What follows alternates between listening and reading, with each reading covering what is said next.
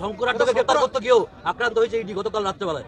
এটা শাহজাহান শেখের গুন্ডামি দেখে উৎসাহিত করেছে এবং এর জন্য দায়ী হচ্ছেন চোর মমতা।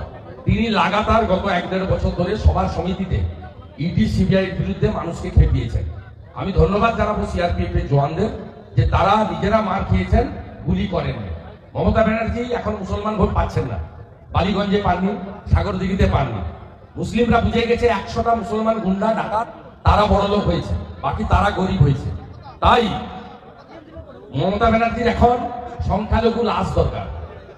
যদি কালকে 1-2 নিরীহ লোকের লাশ পড়তো তাহলে আবার 30% শীতলকুচির ভোটের পরে যেমন 1 করেছিল 1 করে ফেলত।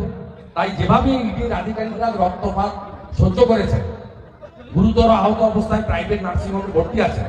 আজকে ভারতীয় জনতা পার্টির 3 জন বিধায়ক অ্যাডভোকেট অম্বিকা রায়, বিমান ঘোষ, সুশান্ত ঘোষ তাদের সঙ্গে on behalf of BJP legislature team আমরা মিট করে তাদেরকে সহানুভূতিও জানিয়েছি। তাই এইভাবে আক্রমণ করার পিছনে মমতা ব্যানার্জি দায়ী। লুকআউট নোটিশ জারি হয়েছে শাহজাহানের বিরুদ্ধে, পালানোর কোনো রাস্তা নেই। ওর সঙ্গে জুনাইদ বলে একটা ছেলে আছে, তার ফোন থেকে ভাইপোর পিয়ে গতকালই ফোন করে বলেছে পালিয়ে যাও, বাজার খারাপ। আমার কাছে প্রতি মুহূর্তের তথ্য আছে। কালকে ওখানে ধামাখালিতে পাখিরালয় লুকিয়েছিল, বরিশালে যাওয়ার টার্গেটে আছে, কিন্তু ওখানেও বন্ধু সরকার আছে। তাই চিন্তার কোনো কারণ নেই, এদের অবস্থা যা হওয়ার তাই। যারা তাণ্ডব করেছে তাদের তো কোনো শাহজাহানের বাংলাদেশে যোগ রয়েছে, বাংলাদেশে যোগ রয়েছে। ওর সঙ্গে কি শাহজাহানের শুধু নয়, হাজি নুরুলের যে পিএ আনসারি, তার 2 মামাকে বাংলাদেশ থেকে এনে ভারতবর্ষের নাগরিক করেছে। আমি সব বের করি। যারা তাণ্ডব এই উত্তর 24 পরগনা, দক্ষিণ 24 পরগনা ক্রমশ দেশের সংবিধান, শাসন, আইন ব্যবস্থার বাইরে চলে যাচ্ছে এবং এইটা যাওয়ার পিছনে চিহ্নিত কিছু গুন্ডা রয়েছে। কেউ তৃণমূলের এমএলএ, কেউ তৃণমূলের এমপি, কেউ তৃণমূলের জেলা পরিষদ, কেউ তৃণমূলের গ্রাম পঞ্চায়েত প্রধান। এই লোকেদেরকে এরা অ্যান্টি ন্যাশনাল, এদের বিরুদ্ধে কঠিন এবং কঠোর ব্যবস্থা নেওয়া শুরু হয়েছে এবং এরা পরিষ্কার হবে। যারা কালকে এই তাণ্ডব চালালো তাদের মধ্যে আজকে কোনো বিন্দুমাত্র অনুশোচনা নেই, উল্টে তারা বলছে রয়্যাল বেঙ্গল টাইগার শাহজাহান। সেই স্থানীয় যতক্ষণ না এই মামলা এনআইএ বা সিবিআই না নেবে ততক্ষণ গলা থেকে এই আওয়াজ বেরোবে। কারণ মমতা পুলিশ তারা উল্টে শাহজাহানের বাড়ির কর্মচারীকে দিয়ে নাজার থানায় ইডি আধিকারিকদের বিরুদ্ধে এফআইআর করিয়েছে। শাহজাহানের সাথে জঙ্গি যোগ রয়েছে কি মনে হচ্ছে? শাহজাহানের সাথে জঙ্গি যোগ রয়েছে কি মনে হচ্ছে? জঙ্গি যোগটাও নয়, নিজেই একটা জঙ্গি। চাল পাচার এবং গরু পাচার। আরে হেন কোনো পাচার নেই, এখন হেরোইন করে।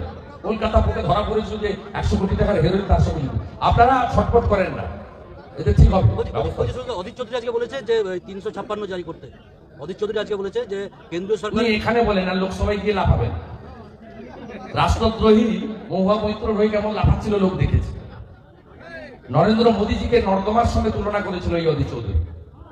এই বহরমপুরের ভোটটা নেওয়ার জন্য, বিশেষ করে 51% হিন্দু ভোট, তাদের ভোটটা নেওয়ার জন্য তিনি এই ধরনের নাটক বহরমপুর আর কলকাতায় করেন, আর দিল্লিতে গিয়ে চোর মমতা তার চোর ভাইপোর সঙ্গে বসে ডিনার করেন। দাদা শঙ্করাটে জ্যোতিপ্রিয় মল্লিকের একটা সম্পর্ক রয়েছে, ঘনিষ্ঠ সম্পর্ক রয়েছে এবং বিদেশি মুদ্রাটা কি ওনার ছেলেও কিছুদিন আগে অ্যারেস্ট হয়েছিল সোনার স্মাগলিং নিয়ে, এবং তদন্ত তার আপন গতিতে চলবে এবং ওনার বিরুদ্ধে অনেক অভিযোগ রয়েছে। তদন্তকারী সংস্থার উপরে আস্থা রাখুন এবং লেটেস্ট যেটা রেশন কেলেঙ্কারিতে হয়েছে, জ্যোতিপ্রিয় মল্লিকের পুরো র্যাকেট গোটা রাজ্যে কাজ করছে এবং উত্তর 24 পরগনায় বিশেষভাবে কাজ করেছে। কারণ মমতা ব্যানার্জি উত্তর 24 পরগনায় আলপিন থেকে এলিফ্যান্ট জ্যোতিপ্রিয় মল্লিককে দিয়ে করাতেন, 4 চোখ দিয়ে দেখতেন। কারণ জ্যোতিপ্রিয় মল্লিক তৃণমূলের যে স্কিম রয়েছে 25 টাকা রাখবে, 75 টাকা মমতাকে দেবে, এই পলিসি অনুযায়ী জ্যোতিপ্রিয় মল্লিক 75 টাকা কালীঘাটে পৌঁছে দেবে। ইডির বিরুদ্ধে পাল্টা পুলিশ মামলা করেছে আজকে। ও মামলা টিকবে না। আমি ইডিকে পরামর্শ দিব উচ্চ আদালতে যান, একদিনে মামলা আউট হয়ে যাবে। আর আমাদের যে 2019-এ 3 বিজেপি কর্মীকে খুন করেছিল তার লাশ পাওয়া যায়নি, তাদের পরিবারকে নিয়ে আমি যা ব্যবস্থা না নিচ্ছি দেখতে পাবো। बेंगल गवर्नमेंट इसमें पूरा के पूरा उसका मिलाप गलत है।